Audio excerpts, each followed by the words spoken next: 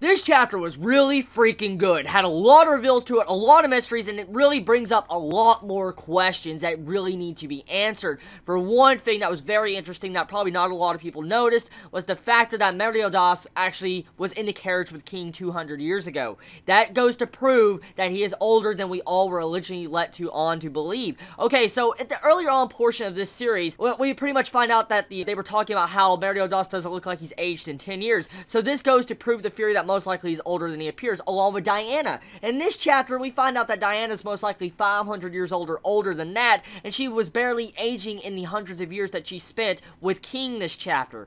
Now, let's talk about this chapter. What was the major focus of this chapter? It was actually shedding some light on Hellbrom and King's actual backstory and how King came across with his sin.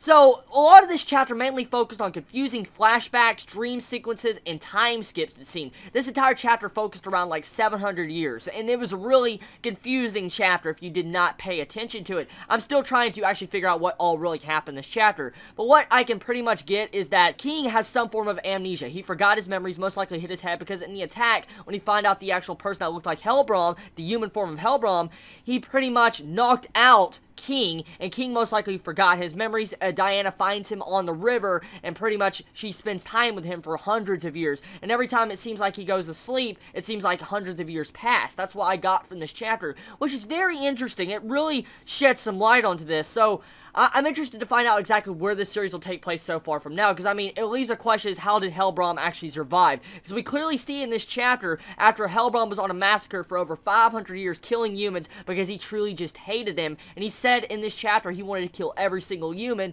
How did he survive when King put like a rose through his entire chest, his heart, and killed him?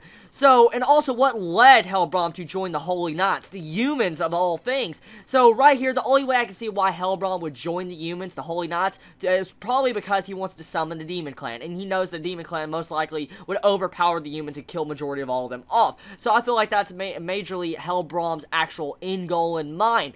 But what I find so interesting about this chapter, though, is that King has known Diana first. Out of everybody in the Seven Deadly Sins, Diana's first friend was King, and he forces her to forget her memories at the end of this chapter, which is very heart-touching, very sad, and it makes you question it's so upsetting because how much she loves Meliodas in so many chapters of the Seven Deadly Sins, but King was the actual first person to probably ever truly talk to her, make her as a friend, and she probably had some form of romance feelings towards him. So it's upsetting. It's a very depressing chapter, actually, if you think about that. And this chapter is really freaking gruesome when you see the fairy's wings just getting slowly filleted off. That was, oh my god. That was, damn, wow, that was gruesome, and I love it. I love the atmosphere of this chapter. It had so many different reveals to it that was really good. I love the art style to it, and it just makes me question what was really going on with the constant memory loss with King. I mean, was it because he hit his head in his past? Did someone else in the background cause him to lose memory? But whatever it was, he took the sins upon himself from Hellbrom that killed humans for 500 years onto himself, and he got imprisoned for 1,000 years. But supposedly what we can get from this chapter is that pretty much King did not serve his entire sentence. He's only served about 200 years with Meliodas and the other 7 deadly sins. So, interesting. Very interesting. I don't know if I 100% got the overall aspect and plot of this chapter, so I'm leaving it to all of you into the community right now that are watching this video. If I missed some certain details of why King actually forgot so many different memories in this chapter, let me know in the comments below, because I'm curious to find out. I mean, it's just, this chapter, I'm probably going to have to reread it a couple times just to figure out all the events that happened in this chapter, because there was just so many different skips in this chapter.